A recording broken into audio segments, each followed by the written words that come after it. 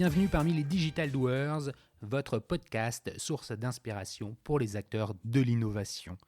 Ce programme est coproduit avec Comexposium pour les événements incontournables que sont le One-to-One Retail e-commerce de Monaco et le One-to-One Digital Marketing de Biarritz. Je suis Cyril Duplessis, acteur du changement dans le digital depuis plus de 20 ans. Je donne ici la parole aux personnalités des différents écosystèmes digitaux en France. Qu'ils soient prestataires, annonceurs, marques, retailers ou pure players, ils sont des acteurs engagés dans leur business et l'innovation fait partie de leur quotidien. Source intarissable d'inspiration, je vous propose une conversation dynamique et sincère pour vous donner accès à leur retour d'expérience, leur vision et leur analyse sur les tendances et les perspectives marché. Vous êtes de plus en plus nombreux à écouter les Digital Doers et je veux vous en remercier. N'oubliez pas de vous abonner sur la plateforme d'écoute de votre choix et de voter 5 étoiles sur Apple Podcast. N'hésitez pas à laisser un petit commentaire sympa, ça fait toujours plaisir. Alors bonne écoute à vous, toujours sans coupure.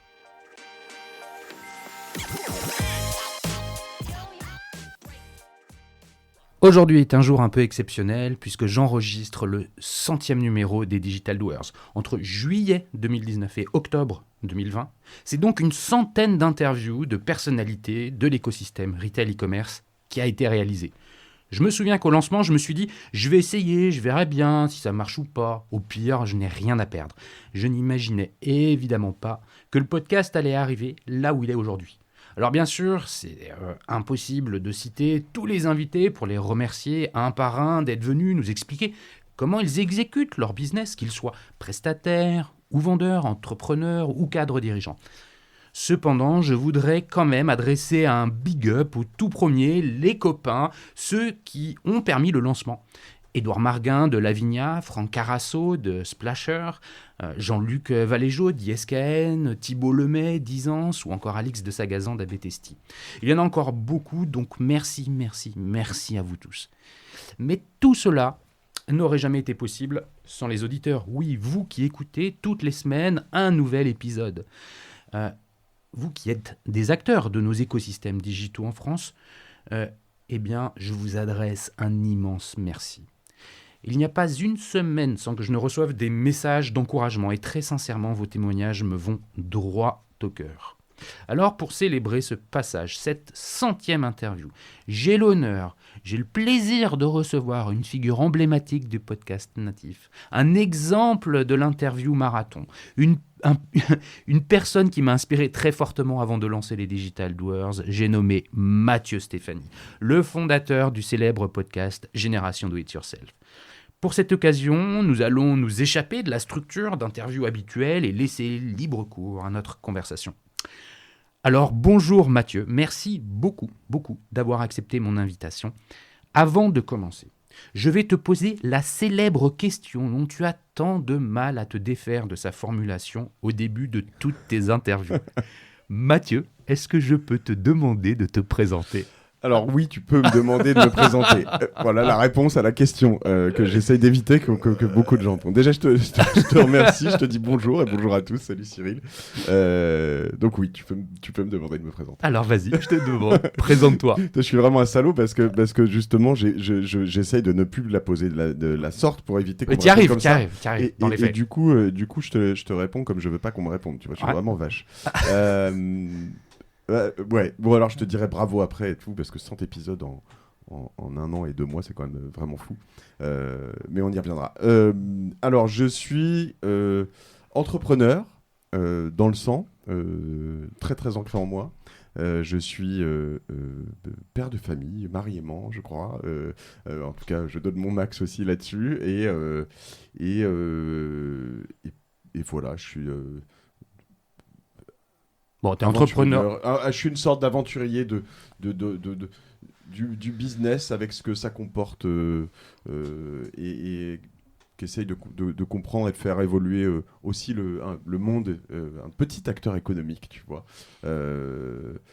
dans un sens que je trouve très intéressant en ce moment. Voilà. Ouais, donc ça c'est intéressant, c'est justement en fait l'échange qu'on avait avant l'enregistrement, de se dire qu'on allait parler évidemment de ton parcours, de ce que tu as fait. Puis aussi, on allait converser sur la façon avec laquelle, finalement, tu peux interpréter, ou nous pouvons interpréter, les évolutions de la société, du digital, les changements dans cette période très singulière, bien particulière que l'on traverse. Ce sera intéressant que tu nous racontes tout ça. Bon, tu es un entrepreneur, tu l'as dit, c'est dans ton ADN, c'est dans ton sang corse. Stéphanie, c'est bien corse. On salue au passage Aude, ta cousine que je connais aussi. Salut Aude. Quel âge tu as ? 41 ans. 41 ans. Ça fait plusieurs années que tu entreprends. Tu as un background école de commerce, tu es là-dedans. Donc, en fait, tu as aussi ce sens. L'entrepreneuriat va souvent aussi avec le sens du business, tu as ce sens du commerce. Tu as eu différentes étapes. Tu as essayé de créer. On connaît ton histoire. Tu as commencé, je crois, si je ne dis pas de bêtises, en travaillant pour Métro. Le quotidien gratuit. Le quotidien gratuit. Et puis, tu t'en es échappé et après, tu as commencé à monter tes boîtes. Je ne vais pas te demander de nous raconter le comment, pourquoi à chaque fois. Je te laisserai le faire si tu veux. Mais quels sont les souvenirs, quels sont les challenges, les difficultés, les aspérités finalement que tu as pu rencontrer dans toutes ces petites expériences? Qu'est-ce que tu gardes de tout ça? Je garde que le monde change très très vite et que je peux paraître vieux con à 41 ans déjà de dire ça, mais que vraiment le monde du business est plutôt en bien d'ailleurs, entre 2002 quand j'ai commencé et presque 20 ans plus tard, a quand même énormément changé, et souvent en bien, pas toujours mais souvent en bien, ne serait-ce que le management, tu vois, la manière de... Moi je suis rentré dans un monde du travail où c'était dur de trouver du travail, même quand tu avais... une bonne éducation, même quand tu t'arrachais, etc. Et en fait, du coup, on avait un peu l'habitude de se faire fouetter, quoi, tu vois. C'était quand même assez normal, quoi. Et je pense qu'aujourd'hui, j'ose espérer que c'est la société qui évolue dans le bon sens par elle-même. Peut-être aussi que l'équilibre qui fait que c'est plus dur de recruter des cadres bons dans certains domaines, notamment dans le digital, finalement inverse un peu tu vois, les forces de tout ça. Mais c'est tant mieux. Et moi, j'ai évolué avec tout ça. Et qu'est-ce que tu as en fait remarqué comme évolution? C'est-à-dire qu'au début, on est quoi, dans les débuts des années 2000, quelque chose comme ça. Qu'est-ce que tu penses qui n'existe plus aujourd'hui et c'est tant mieux? Mais il y a tous ces aspects de... on cherchait pas vraiment le bien-être des employés, que ce soit d'ailleurs, tu vois, franc, honnête et sincère ou pas. On a découvert depuis ce moment-là des boîtes comme, en effet, Google, Facebook, ce qui nous semblait complètement hallucinant, tu vois, offrait à manger. Ça peut encore nous sembler hallucinant, et quand tu réfléchis, pourtant, ça ne l'est pas. Mais du petit-déj au dîner à tous leurs employés, quand ils le veulent, etc. Et donc, on a mis des standards quand même, on a poussé un certain nombre de standards là-dessus qui font que, en fait, tu n'es plus une sorte d'esclave payé, rémunéré de ton employeur que tu dois remercier avec déférence à chaque fin du mois de t'envoyer ton salaire, tu vois.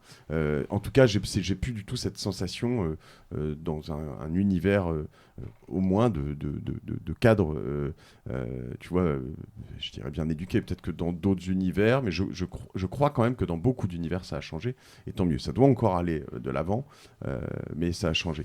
Ce qui est assez perturbant, hein, tu vois, parce que moi j'ai commencé à entreprendre vraiment assez tôt, donc en 2005 j'avais 25 ans. Au début j'étais un peu entre les deux, quoi, tu vois, à envoyer une grosse target à un de mes employés qui arrivait à... Moi je me suis fait défoncer parce que j'ai pris un blâme parce que j'arrivais à 8h31 un matin, que la réunion quotidienne était à 8h30, tu vois. Et derrière j'ai eu des primes incroyables parce que j'étais le meilleur bizdev du mois de mars, et 3 jours après, le lundi matin en réunion commerciale, je me faisais défoncer parce que mon mois d'avril partait vraiment très très mal, tu vois. Là, c'est l'époque où tu étais chez Métro. Ouais, et des trucs un peu... Et c'était une super boîte, honnêtement, pour autant, c'était une super boîte. c'était un peu, tu vois, un mélange de management scandinave à l'américaine, avec quand même des Français, Valérie Descamps qui vient de chez Énergie, donc qui est dans une école de vente assez... Ouais. voilà, donc tu es une forme d'aguerrissement, moi ça m'a rendu tough, tu vois, c'est vraiment un truc, j'en suis très fier et très content de ce qu'on a fait à ce moment-là. Mais derrière, en fait, ça te chamboule un peu, parce qu'en effet, tu vois, la manière dont j'ai managé mes équipes au début de mes expériences entrepreneuriales n'est pas du tout la même qu'aujourd'hui, tu vois. Aujourd'hui, tu te décrirais comment finalement?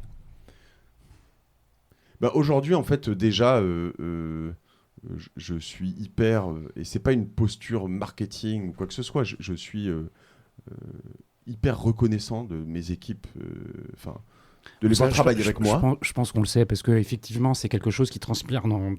dans les échanges que tu as avec tes invités. En fait, c'est un sujet sur lequel tu reviens. Ouais. Et c'est vrai que tu leur dis merci en fait Ouais. à chaque fois. Mais tu vois, je vais te dire une posture, je pourrais te dire, et j'aurais pu te dire il y a quelques années, quelqu'un qui travaille pour moi. Je dis plus ça. Hmm. On travaille ensemble. Hmm. On ne travaille pas pour moi, quoi. Hmm. C'est clair, c'est très clair. Hein. C'est pas, tu vois. Et tu vois, même dire mes équipes, j'ai dû le dire tout à l'heure, mais ça me dérange un peu. C'est une sorte Ah, c'est marrant ce que tu dis parce qu'en fait, ça fait écho à quelque chose. Là, pour le coup, qui est un peu personnel en ce qui me concerne. Mes parents, j'ai 3 frères, on est 4 frères, et ils nous ont éduqués selon le principe qu'ils ne sont pas propriétaires de leurs enfants. C'est-à-dire on va leur donner les moyens de pouvoir être autonomes, de s'accomplir par eux-mêmes, et on va respecter leurs choix. Parce qu'on pense qu'à partir du moment où ils pensent qu'à partir du moment où ils nous ont donné cette capacité à être autonomes, c'est les choix qu'on fait, c'est les nôtres, et ils sont respectables. C'est un peu ça, en fait, finalement, ce que tu es en train de dire, même s'il n'y a pas un côté paternaliste, mais ce que tu veux dire, c'est finalement les employés de Cosa Vostra ou d'une autre structure sont finalement les membres d'une même équipe, et il faut qu'ils s'épanouissent là-dedans. Ouais, et on construit... Enfin, moi, tu vois, il n'y a rien... Un des plus gros chocs de ma vie d'entrepreneur, c'est quand j'ai vu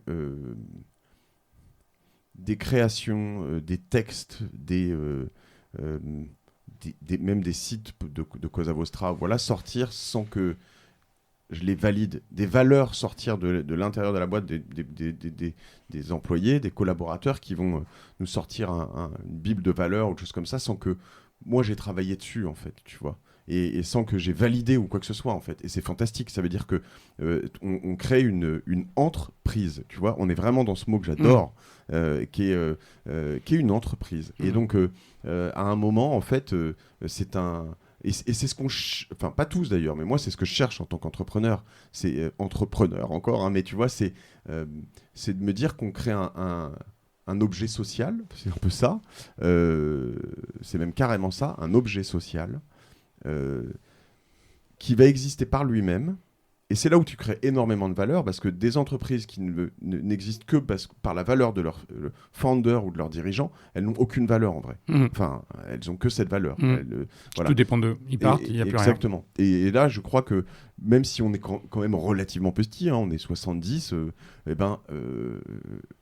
Cosa Vostra est une vraie entreprise, un vrai objet social, tu vois. Et ça, je trouve ça hyper intéressant. C'est une de mes grandes fiertés. Je pense que, tu vois, sur ces 20 dernières années, j'ai glissé vers cette approche. Voilà. Et qu'est-ce qui a évolué aussi d'autre? Alors, tu parles aussi beaucoup de marketing, je crois, dans Digital Doers. Enfin, ça fait partie aussi des ingrédients. Et je pense que là-dessus, on vient aussi d'un monde de bourrins. J'exagère un peu, mais quand même, on était pas mal là-dedans dans le marketing, de pub, de bourrage de crâne, je te balance plein de messages pour te dire des choses pour vraiment te les coller dans le cerveau, à un univers alors, dans lequel le digital a exacerbé ça pendant 10-15 ans, c'est-à-dire que c'est parti très très fort, les emailing à 12 millions de personnes, les machins, les trucs, bam, bam, bam, on en renvoie, on te bombarde de trucs, on te les personnalise, etc., etc. À, je pense, enfin, une phase de maturité où beaucoup d'acteurs commencent à se rendre compte, ce que tu fais avec ton podcast, que j'essaye de faire avec le mien, qu'en fait, on peut faire du contenu, on parle depuis des années de brand content, de choses comme ça, mais... en fait, on en parle comme un truc marketing, c'est plus profond que ça aussi, du contenu de marque pour tes utilisateurs finaux, pour tes clients, pour tes intermédiaires, pourquoi pas pour tes fournisseurs, enfin pour toutes un écosystème qui gravitent autour de cet objet social qui est intelligent, qui envoie des valeurs et qui est peut-être juste divertissant d'ailleurs, mais qui n'est pas juste dire, tu vois... Qui apporte autre chose. Voilà, bois telle boisson...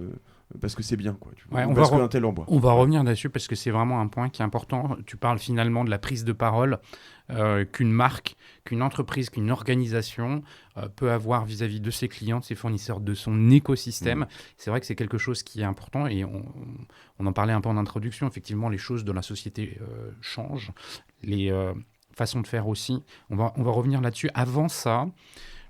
tu viens de nous parler de ton parcours entrepreneurial et il y a, c'était en 2017, la création de ton podcast Génération Do It Yourself.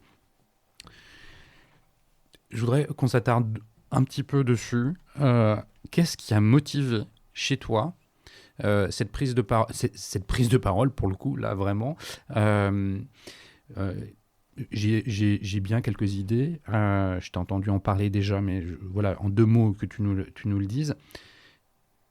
Et à partir de quel moment, finalement, cette démarche a été une démarche... tu vas me dire, c'était pas ça, mais quand même, ça sert Cosa Vostra. C'est un peu comme une démarche d'inbound marketing. Alors, c'est peut-être un peu... Non, mais j'ai mes réponses et ouais, je vais être très transparent là-dessus. Sur comment c'est né, honnêtement, c'est un accident. Un peu, quoi. C'est... en fait... À la fois, c'est un accident, à la fois, c'est, tu vois, pour les gens qui me connaissent, c'est tout moi. C'est-à-dire que, en fait, j'écoutais des podcasts depuis 2013-2014, beaucoup de podcasts. J'ai été... Et en fait, ce qui est fou, c'est qu'on est en 2020, tu vois, et je suis encore choqué par ce que ça m'apporte. C'est-à-dire que je comprends pas à quel point des gens intelligents, des directeurs généraux de certaines boîtes, qui passent complètement à côté de ça. Et je comprends pas, en fait. Pour moi, c'est une révolution complète. Quand j'ai réalisé que je pouvais passer, je sais pas moi, 2 fois 4 heures avec Schwarzenegger. Ok, tu te dis Schwarzenegger, nous on prend un peu pour un blaireau. Ok, Schwarzenegger, il vient d'Autriche, il est arrivé aux États-Unis. Ok, il faisait de la muscu au début, il est devenu acteur, un des plus gros acteurs d'Hollywood, des plus gros salaires. Il est devenu producteur, un des plus gros producteurs, etc. Il est devenu gouverneur de Californie, qui fait quand même le PIB de la France. Enfin... Tu t'arrives pas là par hasard. Quand tu écoutes ces 4 heures de podcast avec Tim Ferriss, ça devait être en 2014 ou quelque chose comme ça, tu te dis, attends, ok, j'avais une vision de Arnold Schwarzenegger qui était quand même très française et très biaisée. Je pensais que c'était un espèce de gros bourrin, etc. Et tu vois la finesse du bonhomme. Tu passes des heures avec, je sais pas moi, Marc Andreessen, d'Andreessen Horowitz, Peter Thiel, qui ont leurs défauts. Tu passes avec des acteurs incroyables. J'ai plus ce nom du mec qui a joué Ray Charles. Là, je vais être en incapacité de t'aider. Je vais le retrouver. Eh bien, tu dis, mais en fait, c'est fou, quoi. Je passe des heures avec eux comme si on était ensemble. Je suis en tout cas au bout de la table à écouter les discussions et c'est profond et tu comprends des choses. Et j'en écoutais. Je me disais, bon, ça va venir en France, quoi. Et puis, à un moment, je me suis juste dit, mais moi, je suis comme ça. Je suis un doueur, hein, tu vois, mais... à un moment, je me dis, mais en fait, t'es con, tu vois. Ça va venir, mais fais-le, quoi, fais-le. Et il n'y avait rien. En tout cas, à ma connaissance, il n'y avait rien. Et quelques mois après, j'ai vu que quelques mois avant, il y en avait un autre qui avait commencé, qui s'appelle Antonin Archer, qui avait un podcast qui s'appelait Nouvelle École, qui était une pépite, et qui l'a arrêté depuis, et je ne comprends pas pourquoi. Et du coup, j'ai lancé Génération Do It Yourself, pour aller, donc Génération Do It Yourself, pour aller à la rencontre d'entrepreneurs et de gens qui se sont lancés. La base, ma thèse, c'est plus de dire, en fait, je veux voir des gens qui ont, à un moment, tout lâché pour se lancer dans une aventure. Donc ça peut être des sportifs, des artistes, des entrepreneurs, des hommes politiques, en se disant, en fait, tous ces gens-là ont un point commun, c'est que c'est eux seuls, en leur fort intérieur, qui peuvent faire la différence. Et que même s'ils sont bien entourés, même si tous te diront c'est grâce à mon équipe que, etc., il y a un moment où si eux ne croient pas en ce machin de A à Z, du premier jour au jour à la consécration, ils n'y arriveront pas. Et ça, c'est une force intérieure qui m'anime et que j'admire et que j'ai envie de creuser, tu vois. Donc c'est ça ma thèse, quoi. On est la moyenne des personnes qu'on fréquente. Je vais aller fréquenter des personnes qui ont fait des trucs de ouf en partant juste d'une toute petite flamme intérieure, d'une petite étincelle pour allumer un truc de fou. Donc voilà, un accident un peu parce que je me suis dit je vais y aller, je me suis dit j'en fais 10 et puis comme toi tu t'as branché la prise et là voilà, je vois même pas aujourd'hui comment, même si j'ai 10 écouteurs dans 2 ans, 10 auditeurs dans 2 ans, pardon, qui écoutent Génération Do It Yourself, ben je continuerai, tu vois. Peut-être que personne voudra venir, mais voilà. Et après, sur cette partie d'Inbound,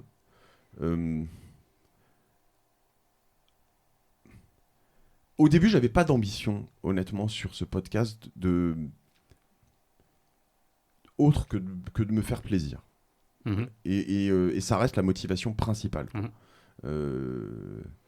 Et plus que de me faire plaisir, en fait, de m'alimenter, quoi. De m'alimenter intellectuellement. C'est ce que quand je te parle de révolution, c'est ça, quoi. D'avoir la chance de passer des heures avec Cédric Villani, qui est juste un monstre, quoi. Je peux t'en citer 150, hein, mais voilà. Tu peux parler d'Alix de Sagazan, j'ai enregistré hier avec elle, tu vois. Bon. Et donc, c'était que ça. Et puis à un moment, on s'est rendu compte que la sauce prenait un peu quand même. Et puis, une fois, 2 fois, il y a des gens, des prospects qui sont venus. Et en fait, ce qui est intéressant, c'est que c'est pas des prospects, en fait. C'est même pas. En fait, j'ai un immense respect pour eux. Parce qu'ils comprennent notre démarche, tu vois. Donc, il y a un côté où, quand on a des personnes qui viennent vers Cosa Vostra pour éventuellement qu'on travaille pour eux. Juste un mot, défini en une phrase Cosa Vostra. Cosa Vostra est une agence digitale, une agence conseil, une agence digitale. Donc on fait notre chiffre d'affaires, c'est à peu près 1/3 de conseils en digitalisation, en innovation. On accompagne nos clients pour penser leur avenir digital, comment transformer l'entreprise grâce au digital, ce qui a été stratégique et très important pendant le confinement et même maintenant, post-Covid, enfin post-confinement. 1/3 qui est de la créa, du dev et du projet, enfin vraiment du... Voilà, on a les 2/3 de nos effectifs qui sont à la prod, quoi, donc dont une grosse partie d'ingénieurs. Et 1/3 qui est la growth, acquisition de trafic, création de contenu, création de podcasts pour des grandes marques, des petites marques, etc. Ok. Et donc c'était juste pour replacer. Voilà. Donc revenons sur le podcast. Et donc on a aujourd'hui une partie des auditeurs qui sont des entrepreneurs eux-mêmes, qui cherchent à développer un certain nombre de choses et de projets pour eux, et qui, je pense, comprennent ma démarche. Et la démarche de Cosa Vostra, cet objet social qui avance, qui est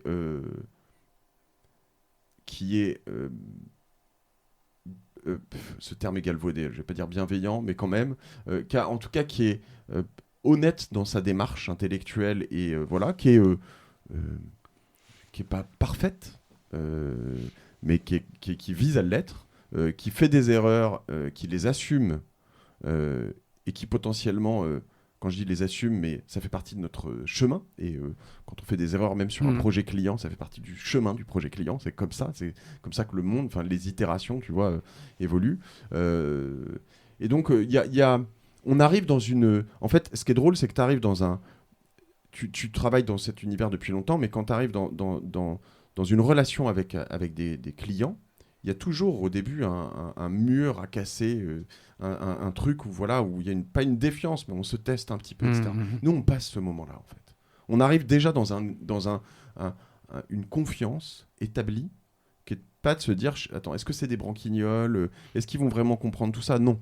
Donc, ça facilite énormément la préparation, l'avant-vente, et puis le début du projet. Ça, tu t'es rendu compte en fait de ce bénéfice du podcast assez rapidement après l'avoir lancé ? Non, ça a mis longtemps. Et ça a mis 2 ans peut-être. Mais déjà, c'était une autre époque du podcast. Moins de gens écoutaient les podcasts. Et voilà.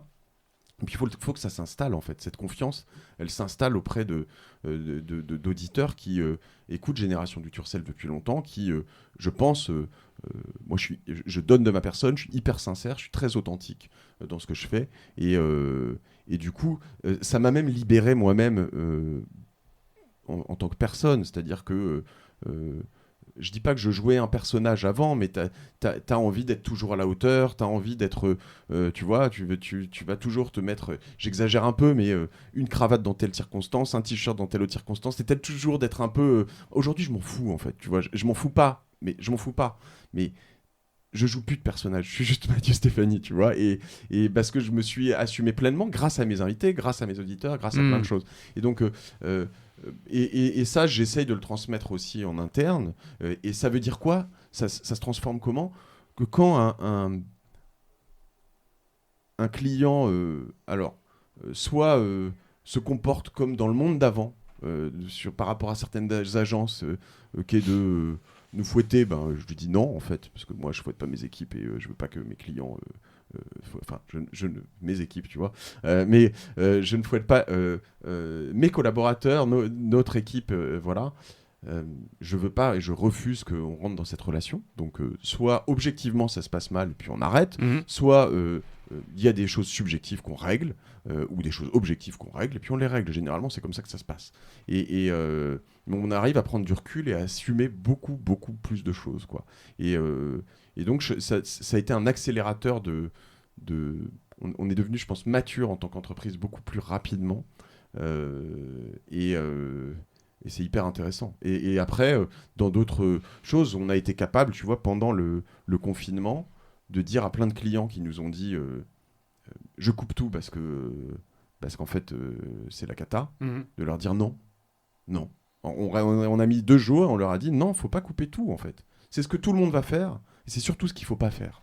Alors évidemment, si t'es Accor et que t'es dans l'hôtellerie, t'es dans l'événementiel, il y a quand même des métiers, mais même dans l'événementiel, il y a quelques acteurs intéressants qui ont réussi à prendre des parts sur de l'événementiel numérique. Je vais pas dire qu'ils ont comblé le reste, mais à la fois ils avaient moins de dépenses physiques sur plein de choses, ils dépensaient pas en catering, en lieu, etc. Ils arrivaient à faire des événements super bien. Et donc même dans certains univers, en fait, tu pouvais vite te transformer, et très vite, et il fallait vite te transformer. Et je reviens sur cette notion d'acteur économique. Tu vois, quand je te parle de maturité aujourd'hui, je pense qu'on a, en tant qu'entrepreneur, cette responsabilité de faire ça, quoi. De pas se dire, je ferme les écoutilles, je mets tout le monde au chômage partiel, et je fais le dos rond et j'attends. Tu vois, c'est pour moi, c'est aussi responsable que les gens qui se mettent au chômage et qui cherchent pas de boulot. C'est pareil, tu vois. On se plaint de tous ces chômeurs qui sont machin, etc. Mais en fait, il y a plein d'entrepreneurs qui font ça. Et dans ces moments-là, nous devons, en tant qu'entreprise, en tant qu'entrepreneur, montrer qu'on est là, qu'on est cet acteur économique, qu'on va assumer ce rôle, qu'on va, tu vois, se bouger, quoi. Je pars très vite dans les tours. Hein, non, mais c'est très intéressant. Alors, attends, maintenant que tu nous as expliqué que ton podcast, avec le temps, Génération Do It Yourself, jouait aussi un rôle d'inbound marketing. Non, mais, pardon, alors, il faut que je sois plus clair que ça. C'est gigantesque. C'est un tsunami. C'est même pas aussi aujourd'hui. Hein. Enfin, en tout cas, je l'ai pas. D'accord. Je veux pas le minimiser. Oui, c'est qu'en fait, il a plusieurs rôles. Oui, exactement. Tu l'as décrit. Il a un premier rôle, par exemple, qui est de te nourrir. Ouais. Tu dis, intellectuellement, j'ai besoin d'avoir ces rencontres. Ça t'a permis finalement d'avoir une forme d'achèvement aussi. Tu l'as expliqué. Ouais. Ça t'a transformé. Tu es un peu quelqu'un d'autre. C'est mon coach aussi, ouais. Voilà. Et puis tu as ce rôle d'inbound marketing. C'est un tsunami. Ça veut dire qu'en fait aujourd'hui, tu vas pas chercher les clients, c'est les clients qui viennent vers toi. Ouais. Alors tu filtres. Oui, c'est ça. On essaye de. Alors on filtre avec. Attends, je veux pas paraître là-dessus. On essaye de trouver dans tout ça les clients pour qui on sera les meilleurs. On filtre pas en se disant tiens lui c'est trop petit son projet ou voilà. Nous ce qu'on veut c'est être certain d'être en phase avec les mais clients c'est une démarche qui est hyper intéressante de dire faut que ça fitte. je tape le micro, il faut que ça fitte pour qu'on soit aligné sur les objectifs, parce que c'est dans cette dynamique finalement positive qu'on va pouvoir créer de la valeur avec le client. Mais ça fit, c'est ça, ta philosophie. Mais ça fit beaucoup parce que du coup, la plupart qui viennent savent comment on bosse, tu vois. Et ils savent que... mais il y a bien des nouveaux. Ils te découvrent. Mais ils ont des a priori, c'est ce que tu es en train de dire. Un a priori qui est plutôt positif. Oui, mais ils savent aussi ce que... je pense qu'ils comprennent ou ils ressentent ce qu'on est capable de faire pour eux. En tout cas, j'ai pas de client qui vient par le podcast en se disant je vais aller chercher Cosa Vostra pour exécuter, pour me faire un site tel que je le veux et tel que machin. Non, parce que nous, on bosse pas comme ça. Nous, on accompagne nos clients, pas pour faire ce qu'on veut, nous, pour les aider ensemble à faire quelque chose de meilleur. En fait, tu veux les faire accoucher de convictions partagées. Ouais, mais en fait, t'as deux options, en tout cas dans l'univers des agences, deux grandes options. Hein. Soit tu es un exécutant, et en fait, à ce moment-là, je recommande à tous les clients qui veulent chercher des exécutants d'aller les chercher en Ukraine, en Inde ou quelque part, parce qu'en fait, une fois que tu as fait ton bon cahier des charges, tu veux un exécutant, autant le faire avec... voilà. Soit tu vends de la matière grise avec des collaborateurs qui sont créatifs, smart, bordés, qui vont augmenter ton projet. C'est ça la beauté de notre métier, c'est d'être capable de dire, de partager, de parler avec des clients dont la spécialité est de créer des montres, de faire des céréales. Finalement, c'est intéressant, tu viens de dire le mot. Tu es la réalité augmentée des projets. Voilà, avec exactement, donc une consonance digitale sous-jacente. Ouais.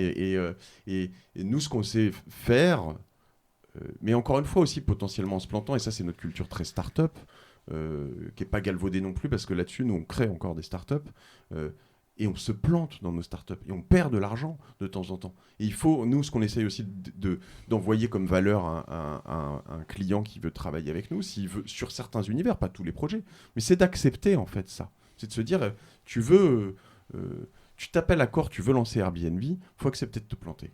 De temps en temps. Alors après, si tu te plantes tout le temps, il y a un moment, voilà. Mais ça fait partie du jeu, quoi, de l'entrepreneuriat. Et aujourd'hui, toutes les grandes corpos veulent faire des startups, mais elles n'acceptent pas de se planter parce que leurs systèmes, elles sont organisées d'une telle manière que quand tu es le Chief Digital Officer de telle grosse boîte du CAC 40, si tu lances en grande pompe une startup et que tu te plantes, tu risques de te faire virer. Ce qui est débile et pas normal, mais parce que l'avantage, mais du coup ça donne aussi un avantage énorme aux entrepreneurs, c'est que eux, normalement, un bon entrepreneur qui se respecte, il sait prendre des grosses gamelles et recommencer à chaque fois. Ça, c'est vrai que c'est une différence culturelle qui peut exister entre ces différentes organisations. Ouais. Tu nous l'as bien décrit finalement, il y a l'écosystème dans lequel tu gravites. J'aime bien utiliser ce terme d'écosystème parce que finalement il le décrit assez bien entre Cosa Vostra, le podcast Génération Do It Yourself, ton bagage antérieur de créateur et puis finalement ton studio ici où tu continues à lancer, à prendre des initiatives entrepreneuriales. Tout ça te nourrit, on l'a dit. Mais c'est aussi un poste d'observation qui est hyper intéressant pour toi.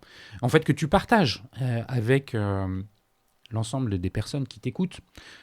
Génération Do It Yourself, aujourd'hui, c'est quand même le podcast, peut-être un des plus gros podcasts natifs de France. C'est des centaines de milliers de personnes qui écoutent tous les mois. Tu pourras nous donner les chiffres si tu as envie de nous les donner. 400 000, ouais. Voilà, 400 000. C'est donc une puissance qui est forte. Donc en fait, tu partages avec cette audience ce poste d'observation. Tu n'es pas tout seul sur ta vigie en train de regarder, puisque quand on écoute... je donne tout. Hein. Il n'y a pas de filtre, il n'y a même pas de montage, de toute façon, tu vois. Ouais, c'est ce qui a été une source d'inspiration pour moi. Donc je monte rien. On l'observe. Bon, comme tu es acteur, animateur, des témoignages, des échanges que tu as avec tes invités, je suis bien placé pour savoir que quand tu t'investis là-dedans, c'est un cran au-dessus que quand tu écoutes, parce que tu prépares, tu as la réaction en face de l'invité. Bon, bref, ce que je veux dire par là, c'est que ces derniers temps, tu enregistres au moins une interview par semaine, enfin, tu en publies au moins une, tu en enregistres peut-être même plus pour avoir du stock. Ce que je veux dire, c'est que là, ces derniers temps, tu as eu cette opportunité de rencontrer des gens très différents. Parce que tu le citais, hein, tu vois, il y a à la fois des entrepreneurs digitaux, il y a des sportifs. La première femme pilote qui a commandé la patrouille de France, que je sors dans une semaine. Voilà, Virginie Guyot, c'est fantastique. Des profils très différents et qui t'apprennent. Enfin, ouais, et tu vas me le dire, c'est ce qu'ils t'apprennent. En fait, ce que j'aimerais, c'est discuter avec toi de comment tu vois évoluer finalement une partie du pan de la société. Aujourd'hui, voilà, on a ce Covid, on a eu le confinement, ça a quand même rabattu beaucoup de cartes. On est en octobre 2020, on voit les mesures que le gouvernement est en train de prendre. Ça coince parce que c'est quand même par une partie de la population de moins en moins accepté. On voit à Marseille les restaurateurs qui ruent dans les brancards parce qu'ils veulent travailler. On s'attend quand même à ce qu'il y ait des plans sociaux massifs qui arrivent. Enfin, on est quand même dans un environnement qui est anxiogène et qui a jamais... Enfin, il n'y a pas d'équivalent dans l'histoire récente de ça. Voilà. Comment tu perçois ça? Comment tu perçois le consommateur? Qu'est-ce que ça t'inspire? C'est une vaste question. Hein. Ouais. C'est très compliqué.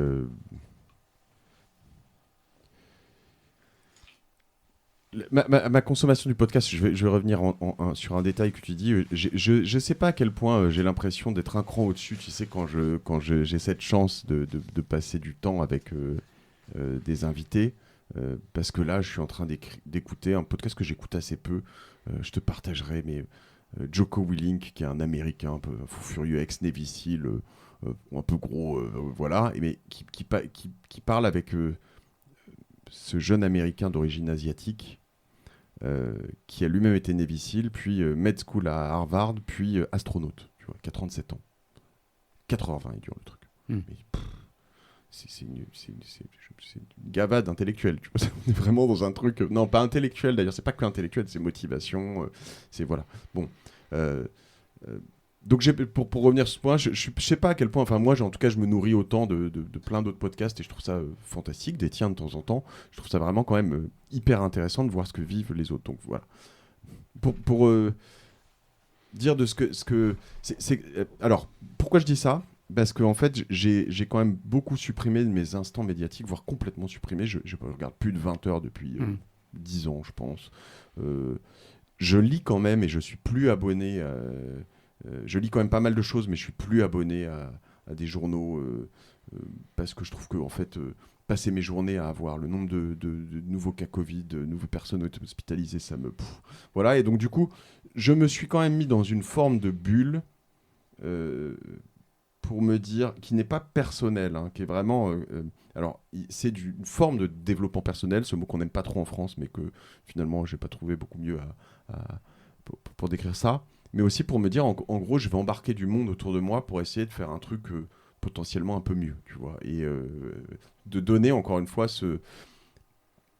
Donc, partant de ça, je me dis que moi, ce que je sais faire, c'est finalement faire ma part dans tout ça. Je vais pas faire abstraction de ces restaurateurs qui ferment à Marseille, mais j'ai pas l'impression de pouvoir faire grand-chose pour eux à mon humble niveau, tu vois. En revanche, je peux faire grossir mon entreprise, je peux créer 3 emplois en septembre 2020, alors que beaucoup de mes confrères ont là 50% de leurs équipes en chômage partiel. Je peux voir de l'avant, créer une nouvelle entreprise sur un nouveau business, générer de la valeur, je dis 3, même 4 emplois d'ailleurs, parce qu'il y a aussi une productrice que j'ai pris en CDI sur Génération du Self. Enfin, tu vois, et donc en fait... Je vais un peu fuir cette question. Je sais pas que c'est ni lâche ni voilà. C'est juste que en fait, moi mon rôle il est ailleurs et j'ai pas envie de de rentrer. Je crois pas que mon rôle il soit, tu vois, je vois beaucoup d'acteurs qui vont donner leurs avis sur des choses politiques, etc. Moi, je crois pas que mon rôle il soit de. Non, c'est pas ton rôle et c'est pas le sens de la question que je vais te poser. Ok. C'est en fait, je décrivais une situation. Oui. Je veux pas que tu la commentes. Je veux pas que tu me donnes un avis sur cette situation. De fait, il y a une situation qui existe. Et dans cette situation-là, on voit. Prenons un exemple. Les comportements d'achat. La sensibilité au sujet RSE, la volonté du consommateur d'être plus local. Par exemple, tes clients, ils t'interrogent sur ça, Oui, tu vois, c'est un peu... Bien sûr. Non, mais ça, on l'étudie. On a des consultants qui travaillent évidemment beaucoup là-dessus. Mais c'est vrai qu'aussi, nous, on est beaucoup dans l'impact. Alors peut-être que c'est une autre manière de dire ce que je disais tout de suite. Je prends le RSE. Alors, j'ai des gens qui savent bien travailler là-dessus, mais quand tu me poses la question à moi et quand je vois des gros clients, le mot par moment, il me gêne un peu dans le sens, alors excuse-moi de dire ça comme ça, mais moi j'ai l'impression, sans avoir une politique de RSE chez Cosa Vostra en soi, d'en faire beaucoup plus que beaucoup de gens qui ont une vraie politique de RSE, qui est une sorte de Moi, je suis d'accord mascarade. avec toi. Et donc, tu as un peu l'impression que ceux qui en parlent le plus, c'est ceux qui en font le moins. Mais t'as pas l'impression que ça change un peu quand même? Peut-être, mais je vais te donner un exemple. Ouais. Nous, le bureau qu'on conçoit à Bordeaux en ce moment, qu'on a acheté, qu'on développe, on va mettre les premiers coups de pioche en octobre. On va sortir un bureau qui est dans un quartier qui n'est pas du tout un quartier d'affaires, parce que envoyer des gens dans un quartier d'affaires pour aller leur dire tiens, on fait du yoga et puis des machins et je fais du RSE, alors qu'en fait on leur fait faire 45 minutes de boulot parce qu'il n'y a personne qui habite à moins de 45 minutes de ce quartier d'affaires. Bah déjà, et puis après tu vas me parler de RSE, ouais, tu vois, bon. Mais moi, nous on fait ce bureau-là. On va y mettre une piscine. Alors tu peux te dire, ouais, super, la piscine, il est sympa, on s'en fout. Non, je pense pas qu'on s'en foute. On va y mettre une garderie. Alors c'est plus important que la piscine, probablement. On va y mettre plein de choses. Je peux pas forcément, moi, dans mon modèle économique, sinon c'est mes clients qui le payent directement, mais mettre la nourriture le matin, le midi et le soir. Mais on travaille sur des choses qui font que ce bureau, dans lequel nos collaborateurs iront quand ils voudront, puisque c'est comme ça qu'on travaille maintenant, et c'est tant mieux, eh ben, ils pourront aussi potentiellement en profiter le week-end d'un grand jardin, d'un truc pour faire un barbecue avec machin. Ils pourront potentiellement... Voilà. Et c'est un test. Je dis pas que c'est la vérité, ce bureau, tu vois. Mais je me dis juste, en fait, quand même, c'est un vrai truc plus cool, quoi. Et sur plein de points, la manière dont, tu vois, des choses que j'essaye de régler maintenant, et je te parle pas forcément de responsabilité sociale là-dessus, mais c'est de me dire, tu vois, sur le travail à distance, moi, j'ai quand même du mal à percevoir plein de choses dans mes équipes. Je suis très animal dans cette approche, tu vois. Quand je vois une de mes jeunes collaboratrices qui est cramée parce qu'elle a trop travaillé, et c'est un peu, voire beaucoup de ma faute, mais on les charge pas plus que ça, ou alors on s'en rend pas bien compte, mais qui peut, un soir tard, avoir les larmes aux yeux, etc., je le vois, j'agis, tu vois. C'est pas un truc que je promeus, hein. Attention, ça me blesse énormément de dire, et j'en parle ici, mais tu vois, j'en parle, ça me blesse énormément d'avoir une collaboratrice comme ça. Qu'est-ce que tu fais quand tes collaborateurs sont tous en télétravail et que certains se mettent la rate au courbouillon, travaillent jusqu'à 23h? Moi, je veux pas qu'ils travaillent jusqu'à 23h tous les soirs, en fait. C'est déjà légalement. Ouais, mais tu vois, ça, c'est de la enjeux. RSE. Mais ouais, et c'est des enjeux qui sont nouveaux. C'était vraiment le sens de ma question initiale. Tu vois, de parler de ça. Finalement, la société, elle change. Ouais. Il n'y aurait pas eu le confinement, on n'aurait pas découvert le télétravail de la même façon qu'on l'a découvert. Alors quand je dis on, je veux dire l'ensemble de la société. Il y a des entreprises avec des cultures qui sont plus favorables à ce genre de choses. Et probablement que le secteur dans lequel nous sommes, très digitalisé, très habitué, et puis au travail à distance. Toi, avec tes bureaux qui se trouvent dans 3 ou 4 points différents. 4, ouais. 4. T'as Paris, Bordeaux. Paris, Bordeaux, Londres et Tunis. Et puis on a même des collaborateurs à Dax et à Berlin, enfin en full-time chez eux, hein, tu vois. Donc, bon. Ouais, donc en remote complet. T'as l'habitude, et tu vois, et moi je partage ton point de vue, qui consiste à dire... tu as besoin de voir, je pense que c'est le bon mot, animal. En fait, tu as besoin de voir. Tout le monde ne l'a pas forcément, mais c'est vrai que quand même, voir les gens, être assis autour d'une table, tu vois, pouvoir enregistrer ce podcast, d'ailleurs, il faut que je te remercie, parce que c'est chez toi qu'on l'enregistre, à Paris, dans le 17e, dans tes bureaux, avec On Air sur la table, c'est très sympa. Qu'est-ce que je disais ? Je me perds. Non, mais Ouais, voilà, qu'on était en remote et on sait le faire, d'autres l'ont découvert. Et malgré tout, voilà, on a envie pendant le confinement, tu as fait comme tout le monde, tu as enregistré à distance. Pour moi, c'est la première fois que j'enregistrais à distance. En fait, je voulais toujours avoir quelqu'un, soit il vient à mon bureau, soit c'est moi qui vais le voir, mais qu'on soit en face. Il y a un côté... Oui, beaucoup puis plus tu fort. ressens, tu vois les mimiques, Ouais, tu vois c'est les ça. réactions à tes... j'ai répondu à ta question tout à l'heure, tu vois ma tête ou machin, je vois la tienne, et c'est intéressant. Mais finalement, on trouve aussi, je crois que c'est peut-être le propre... alors beaucoup de l'entrepreneur, mais des opportunités dans l'inverse. En enregistrement à distance, il y a des épisodes qui étaient fantastiques, je pense, chez toi aussi. Bien Tu sûr. t'es régalé parce que, en fait, tu as une sorte de focus absolu dans une connexion où tu vois pas la personne et où tu n'as que le son et qui sublime un peu ce média qui est juste audio. Potentiellement, moi, j'ai tu vois, Bertrand Fleurose ou Sébastien Delafont de Meilleurs Agents, des épisodes longs. Aussi Quentin Sagnier de Vialet. Des épisodes, mais qui sont d'une profondeur Enfin, tu vois, parce qu'on était tous dans un mode psychologique, je pense, un peu affecté quelque part. Donc, tu arrives dans des trucs un peu, pas perso-pro, mais Mais intéressants. non, mais en fait, pendant cette période de confinement, est-ce que tu as observé la même chose que moi finalement ? Il y avait quand même toute la carapace sociale qui tombe. C'est-à-dire que tu n'as plus, le costard qui va bien, ou tu n'as plus, pour aller le montrer, tu n'as plus ta bagnole, enfin, tout ce qui fait les attributs sociaux de la réussite. En fait, tout le monde était sur le même pied C'est d'égalité. ça. Bah ouais, t'es chez toi, t'as tes mômes qui courent derrière toi, ta fille qui comprend pas qu'il faut pas qu'elle rentre dans la chambre, on t'appelle à table alors que t'es en pleine réunion, et puis le matin t'es pas rasé, t'as un t-shirt crade. En fait, tout le monde et ça a permis, je pense. Enfin, moi, je l'ai ressenti comme ça dans les interviews que j'ai eues. Ouais, ok, t'es le PDG de je sais pas quelle boîte. Mais t'es comme moi. Tu t'excuses parce qu'il y a tes enfants qui passent derrière, ou qu'il y a la télé qui est trop forte, ou que je sais pas quoi. Mais c'est ça, ça a accéléré ce process d'une forme de réhumanisation de l'entreprise, de cet objet social, en fait. Et paradoxalement, à distance, tu vois, c'est fou, en fait. Tout est plein en ce moment de paradoxes, quoi. Ouais. Et il faut trouver... Et alors, je pense que nous, on a cette chance, c'est que on vit pas chez Cosa Vostra dans l'excès. Alors, l'excès, c'est bien, tu vois, l'excès de créativité, l'excès de plein de choses, là. Mais donc on essaie, on a toujours été assez mesuré sur beaucoup de choses. Et ce qui veut dire que dans ces moments-là, tu vois, on va dire à nos employés très tôt, à partir du mois de juillet, on vous demande de venir 2 jours par semaine au bureau. Tout en laissant entendre que, c'était flex, quoi, tu vois.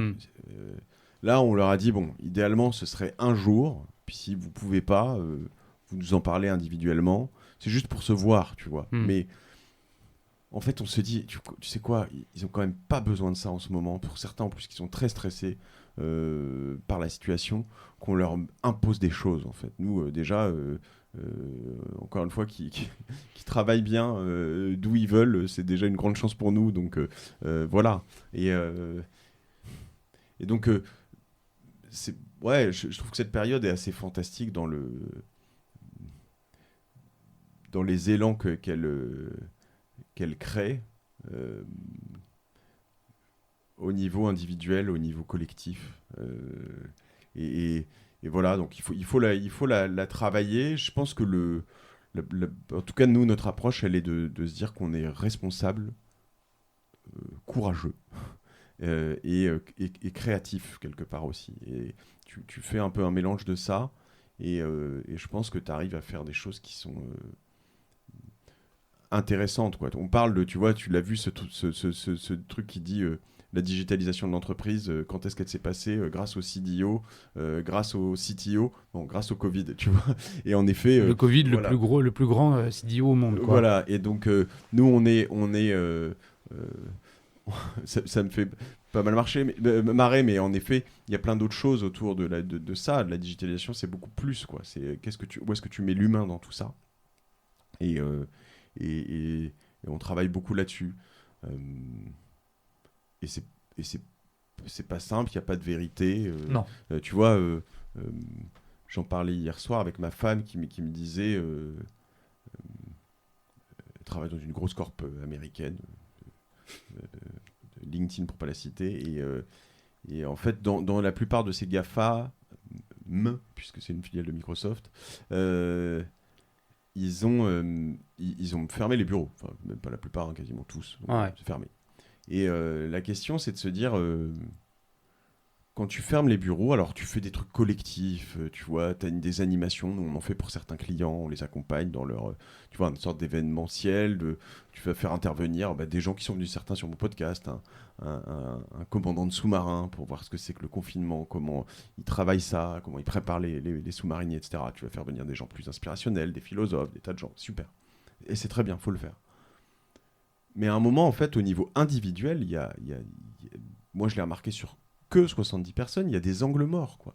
Il y a des gens qui se perdent, soit tout seuls dans leur appartement tout petit, qui ont peur, qui veulent pas sortir, soit avec leurs enfants parce qu'ils n'arrivent pas à s'organiser, parce que machin, etc. Et c'est dur, quoi. Et comment tu résous ce problème-là ?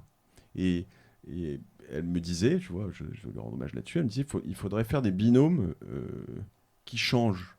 Tu sais, pas toujours le même binôme, en fait, tu as 2 semaines, un mois, où en fait, tu dois touch base avec l'autre, et puis avec des petits mécanismes de attention, sans forcément, on n'est pas dans de la Gestapo, hein, moi je suis, tu vois, Corse, des enfants juifs, je suis pas dans cette approche, mais à un moment, ces angles morts, ces personnes que tu vois pas, parce qu'il y a beaucoup de monde, il faut y faire très attention parce que c'est là où ça va faire mal. Et je pense qu'il y a déjà eu des histoires sordides, mais voilà, je pense que là, on rentre dans le dur, on arrive dans une période hivernale, on arrive dans un endroit où ça peut reconfiner, et c'est là où tu vois, je parle de responsabilité, de courage, c'est pas que vers l'externe, c'est aussi vers l'interne.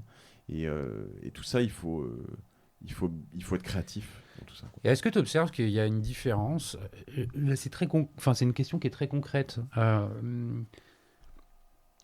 On habite Paris, on est parisiens. Tes collaborateurs, les collaborateurs de Cosa Vostra sont parisiens ici, mais il y en a d'autres qui sont à Bordeaux. Ouais. Et Paris, on est bien placé pour le savoir. C'est tendu en termes de logement. Enfin, tu vois, a priori, quand tu habites à Paris, tu habites un logement qui est plus petit que celui que tu pourrais habiter si tu étais à Bordeaux ou ailleurs en France. Ouais.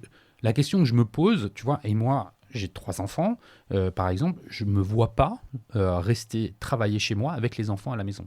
Parce que j'ai pas un espace à moi, c'est pas suffisamment grand pour que... et je suis bien logé, tu vois, pour que je puisse y être. Il y en a qui le sont bien moins, tu vois, dans l'entreprise dans laquelle je travaille. Il y a des personnes, des familles de 5 qui vivent dans 80 mètres carrés. C'est déjà en temps normal pas simple.